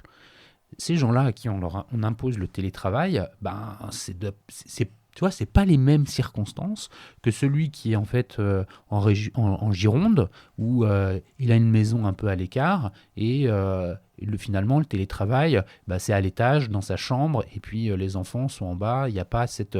tu vois, c'est là où, tu vois, tu dis impose, et alors impose, bon, il y a des moments où l'État l'impose, tu vois, bon, t'as pas le choix. Non. Mais et tu vois, si je dois aller plus loin sur ces grosses corps américaines, elles ont perdu le sens des responsabilités quand elles ferment leurs bureaux, je pense. Parce qu'elles imposent ça. C'est ça. À des gens. Quand je dis elles ont perdu, c'est la crainte absolue du légal, tiens, s'il y a des cas Covid, si quelqu'un se retourne contre nous, si je sais pas quoi, je veux pas, voilà. Donc par une sorte d'ultra protection juridique de elle-même, elles ont perdu ce rôle d'objet social. Enfin, tu vois, et potentiellement, moi, ça m'agace un petit peu parce que quand on te dit, il y a un moment où c'est la compète à celui qui va fermer le plus loin possible. Ouais. Mon beau-frère qui travaille chez Google à San Francisco. Lui, il est donc, Google, voilà, au siège. Fin 2021. Oui, je sais pas, je sais même pas s'il sait. Voilà. Bon, voilà. Donc, et en fait, à un moment, il faut pas forcément s'exposer, mais il faut pas partir dans les excès inverses. Et je pense que quand je te parlais de mesure tout à l'heure, je pense qu'il faut prendre ces décisions avec une certaine mesure, parce que tu vois, j'ai reçu une image ce matin, ces espèces de mèmes là qui tournent sur des WhatsApp ou des choses comme ça, avec alors là c'était un peu trop macho, mais on peut le prendre au sens de l'homme et de la femme. C'était l'homme en 1940, et puis tu le vois sortir d'une barquette sur les plages du débarquement, et l'homme en 2020, tu le vois derrière une chaise de bureau avec un masque, genre hyper inquiet, tu vois. Ouais. Alors que la stat en dessous, c'est il avait 40% de chances de mourir en sortant à ce moment-là, et aujourd'hui il a 99% de chances de vivre, tu vois. Bon, non, ça image un peu le truc, mais je pense que il y a un et tu sais quoi, je trouve ça intéressant, les podcasts, pour revenir aussi là-dessus, diffusent ce genre de choses et permettent ce genre de réflexion qu'on ne pourrait pas avoir comme ça, une discussion qui peut-être peut alimenter des choses, et que de tes auditeurs vont te dire vous avez dit n'importe quoi, ou nous dire tiens c'était bien, etc. Et tant mieux, ça alimente un débat, et c'est un peu l'idée, voilà. Mais aussi plus largement, moi ce que je trouve inspirant dans tout ça, j'entends souvent, tu vois, alors ça c'est vrai, discours de vieux con de les millennials, les machins, qui veulent pas travailler, qui veulent pas machin, etc., etc. Moi j'en ai plein, j'ai que ça dans mon équipe, ils sont remarquables. C'est eux qui nous poussent aussi dans tout ça, à aller, tu vois, chercher du sens à ce qu'on fait, à chercher un why, à chercher des valeurs, à faire tout ça. Je te dis que ça ressort de l'interne, qui en ce moment font bouger des lignes, nous aident à vouloir faire bouger des lignes. Enfin, moi je trouve que, tu vois, dans tout ça, il y a du bon et du mauvais. Il y a des gens qui vont balancer leurs voisins parce que je sais pas, d'où ils viennent, ils sont arrivés de Paris, ils ont fait ça. Il y a des gens qui, je trouve qu'il y a une sorte de cristallisation entre certains types de populations, mais dans le très bon, il y a quand même ces mouvements, tu vois, dont on parlait au tout début, qui ont vraiment changé dans la vie professionnelle. Mais oui, complètement. Et pour aller dans ce sens-là, moi j'ai l'impression, et c'est une impression, j'ai pas d'effet à accrocher, c'est un ressenti, que les grosses organisations traditionnelles, les grandes banques, le CAC 40, ils ont vachement changé. Ils étaient... la perception que j'en avais, moi j'y suis passé, j'ai été longtemps chez BNP Paribas, c'est que c'était une organisation assez structurée avec tes cases où on te demande de jouer un rôle, et c'est celui qui a été défini par la banque, en l'occurrence, l'organisation. Et il y a des règles, elles ne sont pas écrites, mais c'est celle-là, et ça a toujours fonctionné comme ça, donc ça fonctionnera toujours comme ça. Finalement, le Covid, il est venu complètement chambouler. Qu'est-ce que ça a chamboulé ? Ça veut dire, oui, le télétravail, c'est pas que pour des feignants qui, en fait, veulent se la couler douce, parce que c'était un sous-entendu hyper présent dans ces grosses boîtes. Ouais, c'est ça. Tu veux travailler en télétravail, on sait, tu vas aller ramasser les feuilles dans ton jardin, ou en fait, on ne te fait pas confiance. Donc, les organisations ont dû complètement changer leur mindset à cause du confinement obligatoire, en disant maintenant, ouais, en fait, si ça va devenir possible, et en fait, ouais, on a réussi. Elles se sont rendues compte d'une chose, c'est qu'elles ont réussi pendant ce confinement à ce que les process continuent à tourner, même si au début c'était un peu en mode dégradé et que voilà, ça s'est pas toujours très bien. Il a fallu une période de rodage. J'ai l'impression que ça fonctionne. La preuve, c'est que toutes ces grosses structures-là, elles sont toujours en 50-50, 50 avec des rotations, il y en a beaucoup qui sont encore comme ça. Certaines autres sont complètement rentrées voilà, tout le monde est rentré, mais il y a ça. Et puis, il y a encore une autre chose qui a changé, et je trouve que de façon positive, c'est que ces grosses boîtes, avec ce télétravail à distance, elles ont remis l'individu, en fait, la confiance dans l'individu. Et donc, elles sont capables de travailler aussi avec des structures qui deviennent plus petites. Tu vois, typiquement, une agence comme Cosa Vostra, alors de la taille de Cosa Vostra, une PME, il y avait toujours une forme de suspicion, c'est une petite structure, est-ce que je ne prends pas un risque ?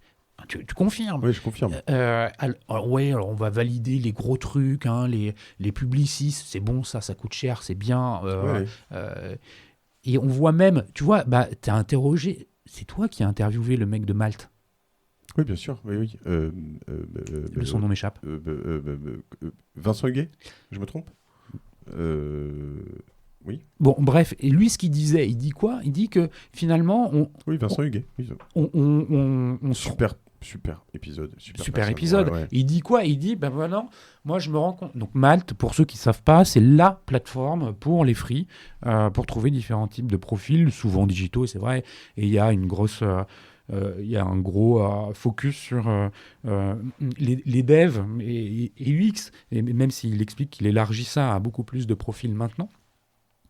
Il a des clients qui s'appellent par exemple L'Oréal, qui est quand même un poids lourd du CAC. Et donc, ça veut dire quoi ? Ça veut dire que ces boîtes-là, elles sont en train d'accepter, finalement, de bosser dans un truc qui était impossible avant. On a signé en confinement, je les ai encore jamais vus, on a signé un de nos plus beaux contrats avec Tag Heuer, dirigé par le fils de Bernard Arnault. Voilà, on a signé un des plus beaux contrats, on a signé avec Google, on a signé avec Microsoft, on a fait des très beaux, et puis aussi beaucoup de startups. Et je voudrais rebondir sur un truc qui est très intéressant dans ce que tu as dit. Je note que tu me disais que tu mettais moins du tien que moi, mais quand même, tu vois, tu en mets, hein, tu incarnes le truc et je trouve ça très bien. Il y a deux points intéressants enfin, il y a beaucoup plus, mais dans ce que tu as dit là, tout à l'heure, c'est que tu parlais de ce CEO à qui tu parlais et qui a ses enfants qui passent derrière, et aussi de toutes ces 50% des effectifs qui bossent en remote. Moi, j'ai vécu une expérience, mais après, et ce qui est important de voir, c'est qu'on est normalement, je l'espère, tous devenus plus bienveillants dans cette approche. Je m'explique. J'ai eu un moment un conseiller Orange qui bossait chez lui en télétravail, alors que normalement, il est dans un plateau, une sorte de bétaillère honteuse, en fait. C'est pas Orange, hein. Là, je suis pas contre Orange. Je suis chez Orange depuis longtemps, j'adore être chez Orange, je suis très bien, j'ai pas de soucis là-dessus, tu vois. Mais tu te dis, finalement, la legacy de ce qu'on a fait ces 20-30 dernières années, c'est de te faire des énormes plateaux de gens à la Défense qui passent leur journée devant un écran et avec un téléphone. Mais merde, en fait, pourquoi les obliger à être dans un truc comme ça alors qu'ils peuvent le faire finalement de où ils veulent, quoi. Et mais il y a un an, est-ce que tu m'aurais collé un gars qui avait ses enfants derrière, qui m'aurait dit je suis désolé, là, bon, je suis en télétravail, tu vois, j'ai Kevin et machin qui sont derrière moi, tu te dis bah non, enfin tu vois, mec, tu te fous de ma gueule, tu vois, ouais. Tu aurais été quand même un peu dans un... Et aujourd'hui, ben ça finalement, non seulement tu l'acceptes, mais tu peux même le prendre avec bienveillance. Bon, faut pas qu'il s'occupe trop de ses enfants et que machin, mais tu vois, moi ça me faisait presque marrer. Tu vois, t'avais un... Et c'est exactement la même chose qu'avec ce PDG à qui tu parles et tu vois, et ça nous rapproche un peu tous. Donc ça fait partie de ces, je pense, de ces faisceaux intéressants. Et de ces mouvements intéressants. Et en effet, sur les choix des entreprises, on voit que dans les choix à distance, tu as des codes qui changent aussi, tu vois. On n'arrive plus à 15 dans une réunion, il n'y a plus la même... Alors, il y a des choses qui, moi, m'agacent, par exemple, aussi là-dessus. C'est que, tu vois, quand tu as travaillé... Alors, moi, on en fait, hein, parce que j'ai pas le choix, mais je déteste les appels d'offres non rémunérés. Je trouve ça aberrant de faire bosser des personnes pour les mettre en compète sur un truc, voilà. Alors nous, quand il y a plus que 4-5 personnes, on n'y va même plus parce qu'en fait voilà. Tu parles des AO publics ou tout type d'AO. Finalement, je pense qu'il n'y a pas... moi, je sais ce que veulent mes équipes. Elles travaillent pour plein de clients qui sont très contents. Donc, si vous voulez qu'on bosse pour vous, on teste, tu vois. Et puis, si vous voulez arrêter au bout de 2 mois, on arrête, c'est pas grave. Mais me faites pas bosser 2 mois gratos en même temps que 12 agences 2 mois gratos. Ça marche pas. Bon. Mais quand on en fait, soit de temps en temps, et que on arrive et que tu présentes un truc et qu'en face, tu as 6 personnes, dont 3 caméras off, moi, ça me rend malade, en fait. Tu vois, il y a un moment où... tu veux dire quoi par 3 caméras off ? Tu sais, quand tu les présentes en visio... Parce que, oui. Pardon, j'avais pas précisé le mot visio. D'accord. Mais aujourd'hui, en fait, il y a quand même... Via un Teams, un Zoom. Exactement. Eh bien... en fait, je trouve qu'il y a des codes qu'il faut avoir, tu vois. Et pareil, quand tu as des gens qui sont caméra on, mais où tu vois très bien qu'ils traitent leurs emails pendant... en fait, tu vois, il faut reproduire certains codes c'est vrai. qui font que, moi, quand j'ai quelqu'un pour qui on a bossé des heures pour faire quelque chose et qu'on a 1 heure pour présenter quelque chose qui passe 1 demi-heure sur son téléphone, au bout d'un moment, je lui dis, en fait... Tu vois, si ça vous intéresse pas, c'est pas la peine. Tu vois, moi je m'en vais. J'ai pas le temps, j'ai pas que ça à faire. Et donc, du coup, il faut le reproduire aussi en numérique, à distance. Et c'est pas si simple parce que moi, je peux aussi me retrouver dans cette position où en fait, je suis devant mon écran en visio avec quelqu'un et puis tout d'un coup, j'ai un Slack qui sort et puis qu'on va me demander un truc. Je vais me dire putain, c'est urgent, donc je vais répondre. Et en fait, non, faut pas. Tu vois. Et c'est très dur. C'est une auto-éducation. Et il faut réussir à c'est drôle ce que tu changer. dis. En fait, c'est vrai qu'il y a des codes qui sont à réécrire et qui sont à écrire. Et en fait, ils l'ont jamais été écrits. Non. Donc, ils sont pas à réécrire, mais qui sont finalement à intégrer cette nouvelle façon de se comporter à distance. Et tu vois, là, on parle de plein de choses, mais tout ça, je parlais de tsunami sur le podcast, mais tout ça est aussi un tsunami à tous les étages. On parle de niveau psychologique, de ces angles morts chez des salariés, de la manière dont se déroulent les réunions, de qu'est-ce que tu fais pour que les gens soient mieux matériellement chez eux, qu'est-ce que tu donnes comme outil non matériel, enfin des softwares, etc. Enfin, en fait, voilà. Et moi, je mesure la chance que j'ai d'avoir une PME, une TPE presque, tu vois. Non, une PME. Non, une PME, je sais pas. Mais en effet, tu parles de ces gros groupes qui se sont transformés à marche forcée. Alors, quelque part, je trouve que quand même c'est bien parce que moi, honnêtement, il y a quand même beaucoup de gros groupes où je me disais, mais ils s'en foutent en fait, tu vois. Ils s'en foutent de moi, utilisateur final. Tu vois, je crois que je t'en ai parlé, mais je parle de certaines banques qui, dans la même journée, me faisaient imprimer, signer, scanner 3 PDF, quoi, tu vois, en 2020. C'est inacceptable. Pour moi, c'est une forme de foutage de gueule. Hein. Tu es quand même dans un truc où tu te dis, il y a quand même DocuSign, quoi, hein, tu vois, ou plein d'autres, mais tu vois. Donc à un moment, grow up, tu vois, fais tes trucs, quoi. En 2015, c'était déjà inacceptable. En 2020, c'est juste, voilà, je ferme mes comptes, moi, c'est simple. Hein. Et donc, il y a eu des moments où je pense que... Tu leur as dit comme ça, là, à ta banque, là il y a une banque chez qui j'ai fermé tous mes comptes. Parce qu'en fait, à un moment, ils n'ont pas été capables de délivrer un truc. Et l'autre banque chez qui je suis, parce que la sursécurisation de leurs applications, c'est très bien potentiellement, mais on fait que quand j'ai changé de téléphone, on n'avait plus accès. À un moment, on était dans une situation où on ne pouvait pas payer nos salariés, nos collaborateurs à ce moment-là. Je leur ai dit, si je ne les paye pas en temps, lundi, je ferme tout. Et donc là, ils ont exceptionnellement, m'a-t-on dit, c'est la 3e, 4e, 7e fois, je ne sais pas où ils le faisaient, lever les options de sécurisation pendant quelques minutes sur mon téléphone pour qu'on puisse manipuler le truc et redonner les accès à tout le monde. Ouais. Mais je veux dire, moi, je suis chez Conto, sur ma boîte perso dans laquelle... ma boîte à moi, et ça n'arrive pas. Et dès que tu as un petit souci, tu as une réponse tout de suite. Et c'est... en expérience utilisateur, voilà, et donc ils finiront par se faire racheter, tu vois, et j'espère qu'ils se feront pas killer parce que voilà, mais tu regardes October, ces deux, je vais le dire, sont des sponsors, mais pourquoi ce sont des sponsors ? Parce que j'aime tellement ce qu'ils font. October, tu vois ce qu'ils font ou pas ? October. Oui, non, bah t'en fais la promotion Ouais, sur ton podcast. ouais, donc, mais là, je veux pas en faire la promo, mais juste te dire que c'est des. bah, c'est des dis-le, gens- dis-le à ceux qui nous écoutent. c'est juste des gens qui sont capables de te faire un prêt en centaines de milliers d'euros en 4 heures. En moins de 7 jours, tu as l'argent sur ton compte. Enfin, je veux dire, quand tu es entrepreneur et que tu sais ce que c'est que de faire un emprunt à une banque de 500 000 euros pour racheter une boîte, pour investir dans un truc, pour machin, c'est des mois de travail. C'est n'importe quoi. Ça me bouffe, mais intérieurement, du temps. Tu passes des nuits, des trucs. Et on te rappelle au bout de 3 semaines pour te dire... Ah, il manque le papier. Oui, il manque... Alors que les papiers, en fait, ils le savent au début. Qu'est-ce qu'il faut ? Il te faut ton cabis, ton machin. Puis au bout de 2 mois, ils disent « Ah bon, ça fait 2 mois qu'on a machin, votre cabis, il a plus de 3 mois, donc il m'en faut un nouveau. » Et puis là, tu renvoies le cabis, et là, 2 semaines après, tu vois que le dossier n'a pas avancé, il te redemande une pièce. Et non, en fait. Et et nous, tu vois, notre why, chez Cosa Vostra, il gravite exactement autour de tout ça. Il gravite au fait, et c'est la beauté aussi du digital et du digital qui arrive à maturité maintenant, je pense, c'est de remettre l'utilisateur et l'homme au centre de ton business. Ouais.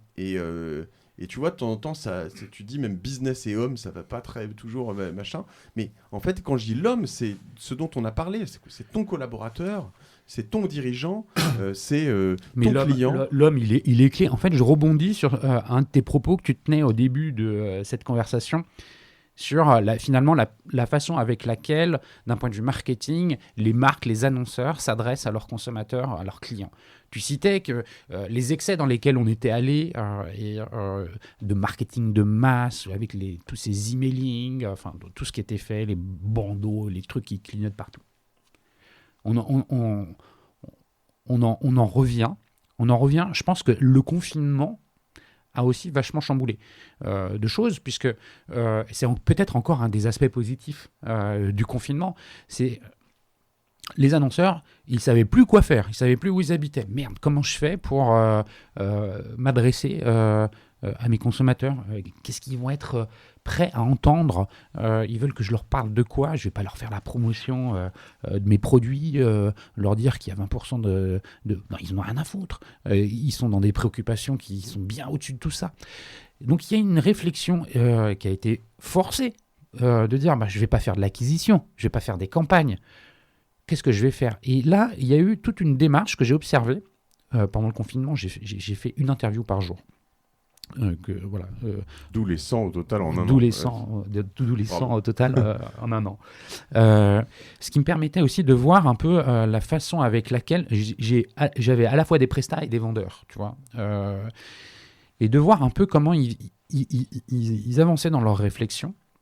Et finalement, pour se dire, le CRM est un outil qui était sous-exploité. Ouais. On va rentrer dans une communication beaucoup, beaucoup plus ciblée, presque individualisée, sur des thématiques qui sont beaucoup plus engageantes, beaucoup plus vraies, tu vois. Mais ouais, et tu vois, si tu prends... là, ça fait 2-3 ans qu'on te parle beaucoup de marketing automation, de choses comme ça. On arrive peut-être là-dessus aussi, j'espère, à une phase de maturité. Mais moi, en fait, tu vois... fuck les gens qui m'envoient 12 messages sur LinkedIn complètement sur des chaînes, tu vois, des schémas, machin, etc. Ouais. Les mêmes par email, les mêmes par machin. En fait, mais les gars, arrêtez, quoi. Ouais. Arrêtez. Et tu vois, je les supprime, je les mets en spam, je mets que ça a été... Je me suis jamais abonné à ce machin, je mets... Voilà. Mais voilà, il faut qu'on dépasse tout ça. C'est en train de venir, mais c'est hyper important. Et tu vois... c'est ce que tu fais, hein, toi, avec Digital Doers. C'est ce que tu as fait. Moi, je dois rendre hommage.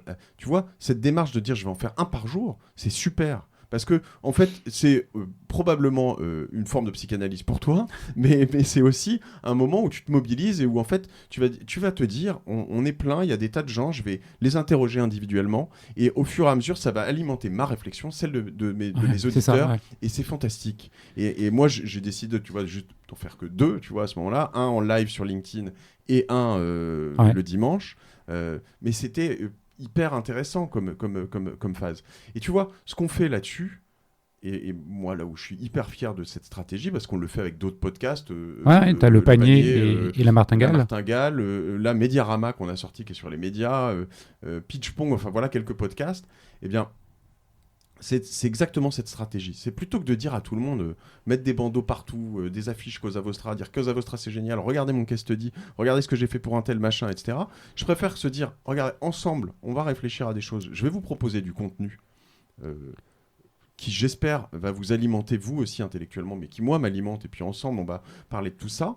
Je vais vous expliquer en parallèle, tu vois, en trame de fond, un peu la philosophie de ce qu'on construit avec mes associés, avec nos collaborateurs sur cette entreprise, sur cet objet social. Et si vous y adhérez et si ça vous plaît, ben venez, on en parle et on va pouvoir vous aider à peut-être aller dans un sens qui vous plaira et faire un truc ensemble. Et en fait, c'est quand même beaucoup mieux que d'envoyer des millions de mails, que de, je sais pas, faire des prospectus, que de bourriner sur du Google Ads, que même de faire des fausses stratégies de SEO pour essayer de faker la première place de Google sur meilleure agence digitale, que, tu vois, en fait, tout ça, je pense que c'est quand même beaucoup plus intelligent. Et voilà. Et donc, il faut travailler dans tout ça beaucoup le fond. Et le fond, c'est pas forcément que du sérieux. Ça peut marcher aussi sur je leur dis, sur du divertissement, sur plein de choses, mais essayer d'être plus responsable dans tout ça. Et en plus, c'est plus pérenne, tu vois. Ouais. Tu vois, moi, mes podcasts d'il y a 3 ans, les premiers, ils sont encore à jour. Mais ils sont pas périmés, Non, ils le sont pas. périmés. C'est comme une bibliothèque. Exactement. Et tu vois, nous, on essaye d'appliquer depuis. Je déteste ce truc des cordonniers les plus mal chaussés. Donc, que ce soit sur les podcasts, j'essaye de faire cette stratégie pour Cosa Vostra, pour dire à nos clients, regardez, nous, on sait le faire. Et on le fait pour nous et on va pouvoir vous aider à le faire. Et je ne vais pas dire qu'on va pouvoir le faire pour vous. On va pouvoir vous aider à le faire. On va pouvoir le faire ensemble. Sur notre site internet, il doit avoir 3 ou 4 ans en ligne, il est encore nickel. On l'améliore au fur et à mesure, c'est un objet qui vit, un site internet, mais voilà, on est sur une forme de pérennisation de tout ça.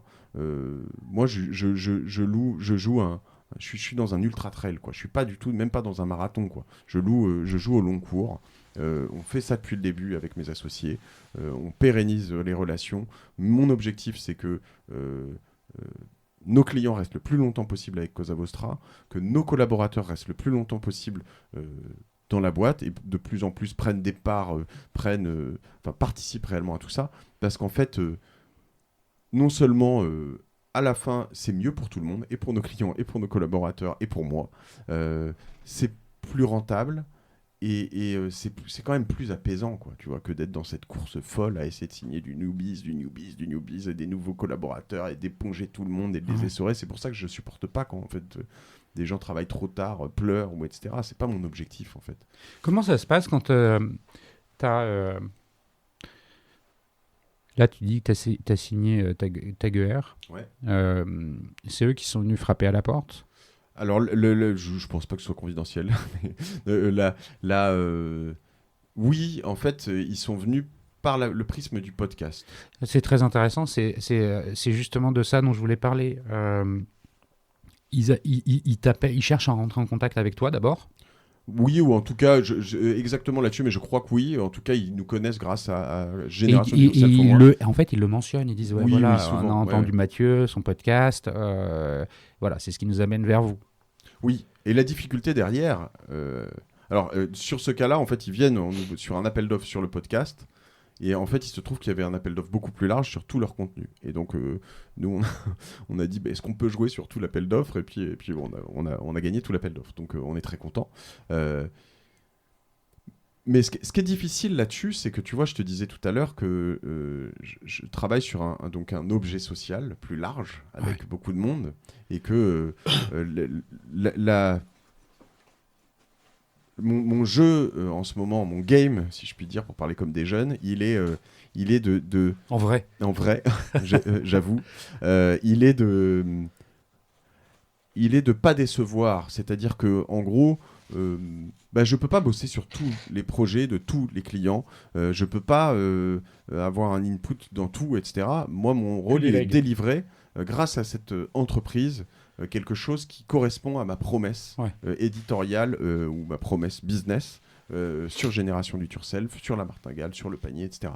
Et donc, du coup, nous, on est vraiment dans... Je crois que le mot actuel, avant, c'était bienveillance. Maintenant, le mot à la mode, c'est alignement. Mais je suis vraiment dans une recherche d'alignement total du point A de contact, la première fois où quelqu'un entend parler de Cosa Vostra, au point Z, qu'est ce moment où, j'espère qu'il sera le plus tard possible, mais on a fini un projet et il décide de bosser avec quelqu'un d'autre où il part ailleurs, où il a arrêté, etc. etc. Et que entre ces deux, et avant et après, il y ait une bonne image. On a recruté un directeur des opérations. Son rôle, il est simple, c'est pour les employés comme pour nos clients, de faire en sorte que Cosa Vostra soit le plus seamless possible, le plus efficace, je sais pas. Oui, probablement. En tout cas, il faut que ce soit une expérience incroyable. C'est pas juste tapis rouge et champagne, etc. C'est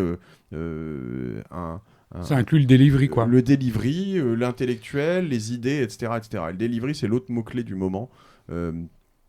C'est que le gros challenge que j'ai, c'est d'être certain que il y a un delivery dans une boîte qui grossit aussi vite, qu'on perde pas cette... tu vois, je suis traumatisé de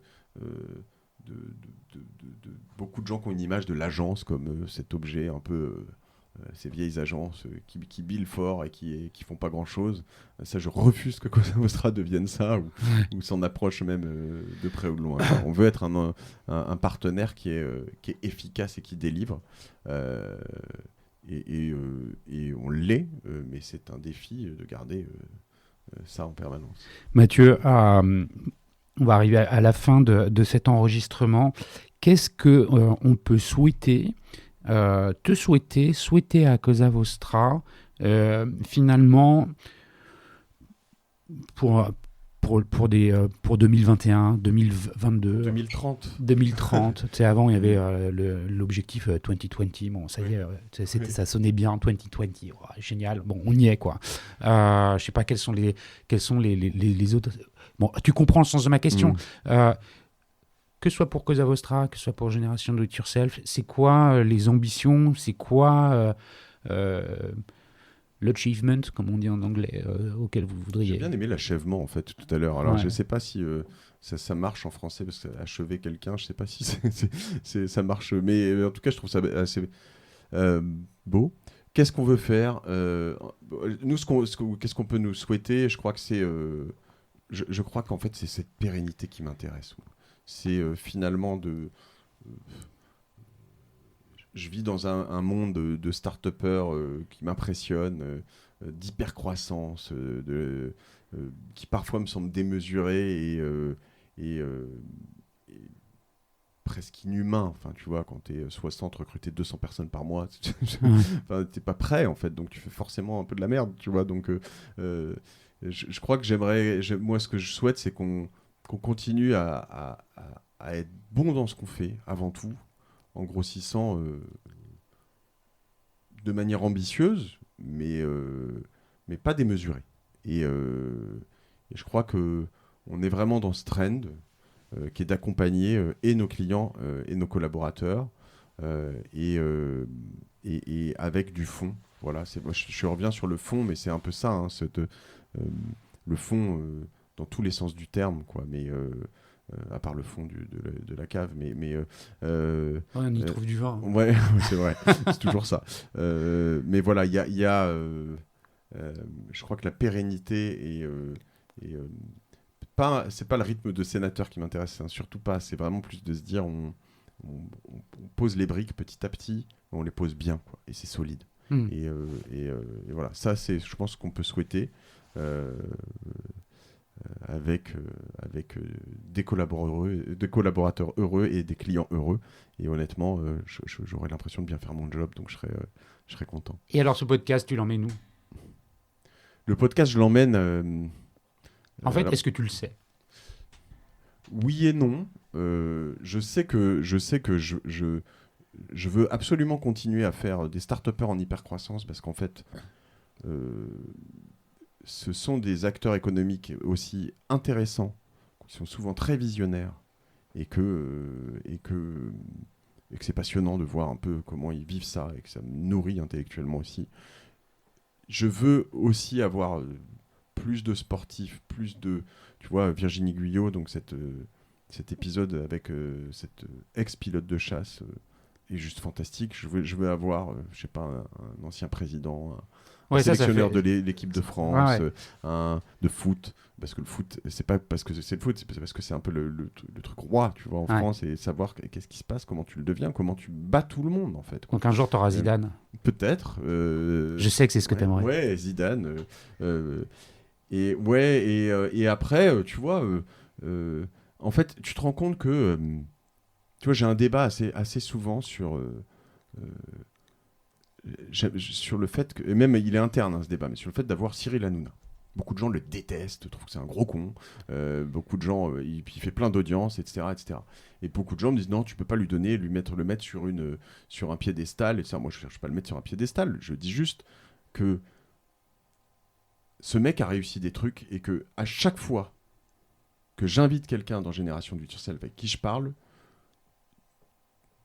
tu comprends que jamais personne n'est dans ces postes-là par hasard, quoi. Et qu'il y a toujours un fond, un truc, un machin. Et puis on arrive souvent à comprendre un petit pourquoi du comment il balance des trucs aussi cons et débiles et machin, etc. Et donc, tu vois, c'est là où les questions et là où je sais pas exactement, c'est certaines personnes, certains. Moi, je suis pas sulfureux dans l'approche. Je suis pas Léa Salamé ou tu vois, je suis pas là de dire. Mais qu'est-ce que tu dis? Mais pourquoi tu fais ça? Mais vous faites ça parce que vous avez machin, vous faites ça tout pour le pognon. Tu vois, je suis pas comme ça, moi, c'est pas mon Non, rôle, non, en c'est fait, bienveillant. ouais. Et du coup, voilà, on avance. Ce que je veux, c'est que quand j'écoute ce Navy Seal dont je te parlais tout à l'heure, qui finit astronaute et qui fait Harvard Med School, en fait, ces gens m'inspirent et me disent, en fait, ouais, je peux faire mieux. J'ai appris récemment à faire mieux, à être meilleur, une meilleure personne, plus efficace, bienveillante avec moi-même, tu vois. Et tout ça, c'est un chemin qui s'est fait grâce à mes podcasts et grâce à plein de podcasts d'autres gens. Donc voilà, je veux continuer cette quête qui n'a pas de fin, je pense, tu vois. Non. Voilà. Mais alors à moi quand même de te retourner la question, parce que 100 en un peu plus d'un an, Ouais. déjà tu vas en faire 100 dans l'année qui vient. Non, en fait, il n'y a pas un objectif chiffré. Ouais. Je partage avec toi cette volonté comment dire, d'écouter en fait ce que les invités ont à me raconter. Ça m'intéresse beaucoup de leur faire dire finalement des choses qu'ils n'ont pas l'habitude de faire, enfin de dire. La chose que j'ai observée, et probablement que tu as fait la même observation, c'est que les invités se disent waouh,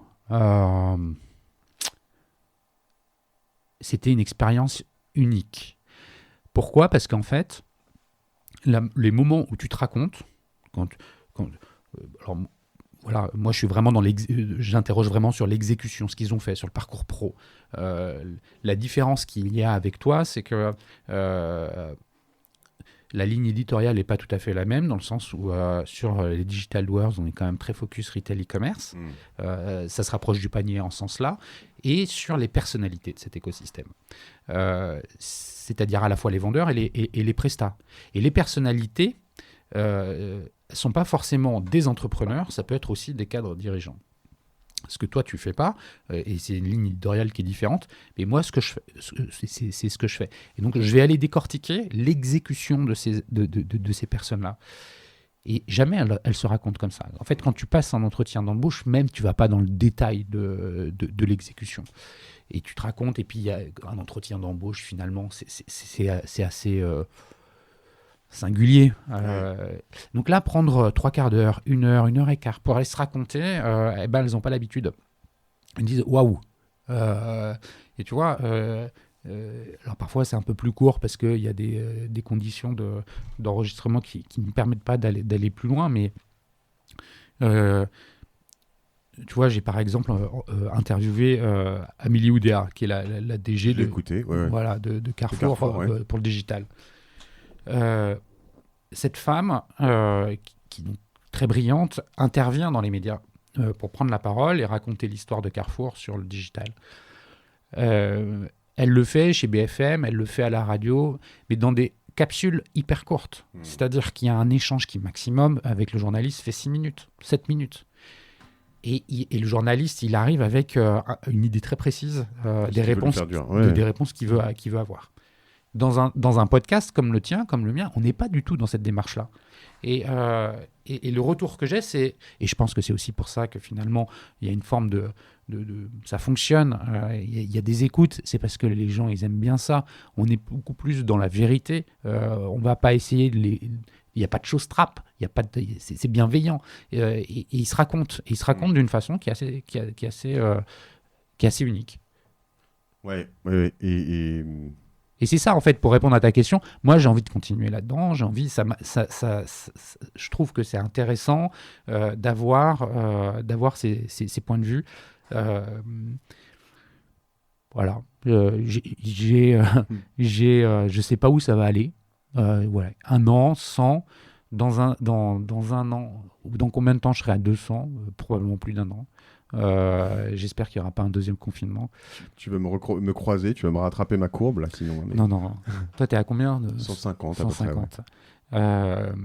Non, il n'y a pas un objectif de nombre. Et qu'est-ce que ça t'a apporté toi alors voilà, je peux te dire au sens large, mais et même au sens business, parce que tu me posais la question, ça m'intéresse. Le panier qui est plus technique, par exemple, je pense, à moins que mais toi, tu es dans beaucoup de strates qui, du coup, ils sont très complémentaires, c'est très intéressant. Mais le panier, qui est un podcast donc, animé par Laurent, mon associé, est plus technique et commence à nous apporter des clients après 1 an désormais. Donc, je remarque qui se disent, bah oui, en fait, on s'y connaît en e-commerce, donc on les légitime, etc. Donc, je remarque que ça allait peut-être plus vite que sur Génération du Yourself. Toi, c'est quoi tes modalités économiques et qu'est-ce que ça t'apporte en plus? Je lui prends un peu le micro. Hein, les modalités économiques, donc toi, tu le monétises avec du pré-roll et des annonceurs que tu choisis et dont tu vas faire la promotion. Je le monétise, moi. Des partenaires. Je dis pas des annonceurs parce que je suis vraiment dans une notion de partenariat. Bah, ouais. Moi, je fais coproduire le podcast par un partenaire. Le partenaire, il s'appelle Comexposium, qui organise les événements one-to-one retail e-commerce à Monaco et puis le one-to-one digital marketing à Biarritz. Donc il y a du sens aussi dans ce partenariat. Ouais, ça fait beaucoup de sens. Il y a une vraie cohérence éditoriale par rapport à ça.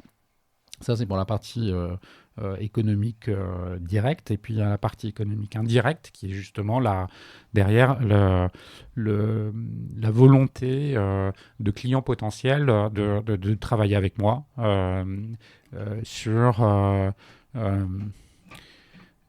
des aspects, par exemple, de commerce unifié. Avancer dans des démarches qui vont dans ce sens-là. Il y a aussi beaucoup de mises en relation qui interviennent. Et les mises en relation, c'est un des aspects, en fait, qui pour moi compte beaucoup dans ce podcast. Pardon. Justement, cette semaine, il y a eu une mise en relation entre un de tes invités et un des miens, parce que j'avais vu qu'il y avait un match, tu vois, qui pouvait se faire. Et puis, cette mise en relation s'est faite, et d'ailleurs, je vais la dire, hein, c'est avec Hugues Lebray et de Nickel, et puis Olivier Janel de Roger Voice. Je voyais beaucoup de choses qu'ils pouvaient faire ensemble. Je ne sais pas si ça va le faire. Mais au moins, tu vois, je les ai mis en relation. Alors, je t'ai demandé de me mettre en relation avec Hugues, et après, j'ai mis Hugues et Olivier en relation, et puis ça va. Ouais, ça va le faire, ça va pas le faire, j'en sais rien. Là, il n'y a pas un modèle économique, tu vois, mais c'est quelque chose qui me...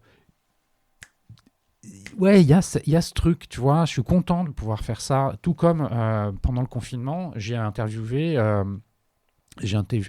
Maud Sarda, de Label Emmaüs. Donc Label Emmaüs, c'est le site internet d'Emmaüs. Et pendant le confinement, Emmaüs, ils étaient vraiment dans la merde parce que les centres étaient fermés et que derrière, il y a quand même des centaines et des centaines de sans-abri, d'ex-sans-abri, les compagnons d'Emmaüs qui vivent de ça. Enfin, tu vois, c'est... ce que j'ai bien aimé, c'est finalement mobiliser l'écosystème retail e-commerce pour venir aider Label Emmaüs à devenir plus performant, puisque c'était un des relais potentiels pendant le confinement, voilà, des centres habituels. Et tu vois, bon, c'est sympa, parce que je sais que Content Square s'est bougé, je sais que Honey s'est bougé, iPay s'est bougé, je sais que le groupe Casino, au travers de Revelancy, s'est bougé. Trop bien. Voilà, il y a des choses concrètes qui ont été faites. Voilà, donc ça, c'est vraiment un truc... je suis content, tu vois, quand ça se passe comme ça. Ouais, je pense, le fond, hein, une fois de plus, qui permet ça, parce qu'on parle pendant longtemps de certaines choses et qui ont plus d'impact, probablement, que des pastilles de 5 minutes ou 4 minutes qu'on essaie de faire. Tu vois, ces fameuses, quand je te parle de gavage d'informations, de vidéos sur YouTube qui doivent faire 1 minute 22, parce que si elles font 1 minute 24 ou 1 minute 18, personne ne les regarde. Ouais. C'est sérieux, tu vois. Donc, non, mais moi, je suis ravi d'entendre ça, et je suis assez certain que ça t'alimente aussi beaucoup intellectuellement, mais sûr. Beaucoup plus. Voilà. Je fais un point d'ailleurs sur une des choses que tu as dit sur les. C'est vrai que je voudrais pas que ce soit mal perçu, parce que moi, si je fais pas de dirigeants qui sont pas founders, etc., c'est plus que je sais pas le faire, entre guillemets. C'est que en fait, dans un parcours, cet impact du moment où tu as choisi de te lancer, etc., pour moi est quelque chose que je sais bien travailler. Mais pour avoir testé une fois de le faire avec, j'arrivais pas à savoir, tu vois, comment je sentais des guerres internes dans certains groupes, etc., des choses que tu peux pas révéler quand t'es le founder. Tu peux dire des choses un peu, mais quand t'es monté sur des trucs, puis t'as eu des trucs un peu, pour certains, fratricides, où tu vois, ça arrive, c'est pas le cas pour tout le monde, mais du coup, j'avais pas les réelles, tu vois, clés de succès, j'arrivais pas à aller les chercher. Ouais. Et du coup, voilà, j'ai fait ce choix de me dire, finalement, on va chercher une forme de performers qui partent de rien, pour beaucoup. Non, mais c'est pas l'un contre l'autre. Non, non, exactement. Ce qui est délicat, tu vois, c'est que finalement, là, on me propose des grandes familles de business françaises avec, tu vois, des descendants et des gens qui ont transformé les choses derrière. Et du coup, j'arrive pas à voir si je peux les rentrer éditorialement dans mon... Parce que est-ce qu'il y a eu ce point de rupture ou pas ? C'est pas si simple. Mais c'est drôle, parce qu'en plus, toi et moi, on n'est pas journalistes. Tu vois, j'évite même le terme interview, parce que je considère que c'est des discussions, conversations. Et on crée quelque chose de différent. Et je pense qu'il faut absolument profiter du fait qu'on ne soit pas journaliste pour pouvoir aussi... voilà. Et ce qui est intéressant, c'est la liberté que tu prends et qu'il faut absolument garder. Et tous ceux qui écoutent encore ce podcast après tout ce temps-là... en fait, si ça vous intéresse de vous lancer, c'est le fait de dire, en fait, si j'ai envie d'en faire un par jour maintenant, et puis après j'en fais pas pendant 2 semaines, ou j'en fais, tu prends le plus gros podcasteur indépendant au monde qui s'appelle Joe Rogan, qui a fait un énorme deal avec Spotify. Parfois, il va te mettre 3 podcasts de 4 heures dans la même journée, et pendant 10 jours après, il en met 0, quoi. Et en fait, on s'en fout. C'est pas du direct, c'est pas du... Voilà, c'est pas... T'as une liberté. T'as une liberté de ton, et puis t'as une liberté de publication, quoi. Je pense que c'est un bon mot de la fin, le mot liberté. Ouais. Alors, je pense que j'ai le record de durée pour moi. Tu vois, je crois que là, je vois sur le Zoom, c'est écrit 1h36. Je crois pas en avoir eu d'aussi long. Donc, avec toi, je pouvais pas faire moins. C'est compliqué, non, mais c'est vrai. Je suis très. Mais c'est tout ce fond et toute cette recherche, c'était intéressant, tu vois. Mais c'est pareil, en fait, je le vis. Pardon de te faire durer encore un peu, mais ce que tu disais tout à l'heure.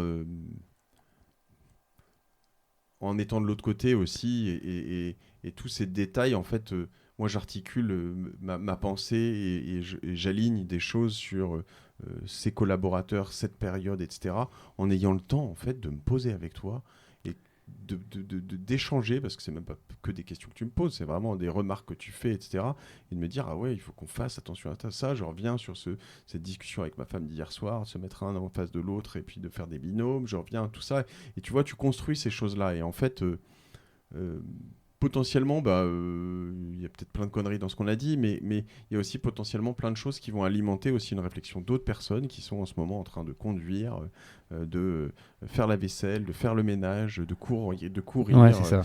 d'être dans le métro. Et ça, c'est ça la beauté. C'est vraiment une révolution en marche, ce truc. Épisode après épisode que j'écoute, que j'anime, dans lesquels je suis invité, je me dis waouh, c'est fantastique. Donc bravo en tout cas, parce que 100 épisodes, merci pour ton invitation. Merci d'être venu témoigner, d'échanger, de converser avec moi. C'était un vrai plaisir. Merci Mathieu. Et puis, un immense merci à vous tous qui nous écoutez. Merci 1000 fois. Vous pouvez évidemment rentrer en contact avec moi au travers de mon profil sur LinkedIn. Vous pouvez le faire au travers du site lesdigitaldoers.com. Et puis, vous seriez hyper inspiré par tous ceux qui écoutent avec Apple Podcast de noter 5 étoiles sur l'app, pas autre chose que 5. Avec un commentaire, c'est encore mieux. Et avec le petit commentaire qui va bien, ça fait toujours plaisir. Merci 1000 fois et je vous dis à très bientôt. Salut Mathieu. Salut Cyril.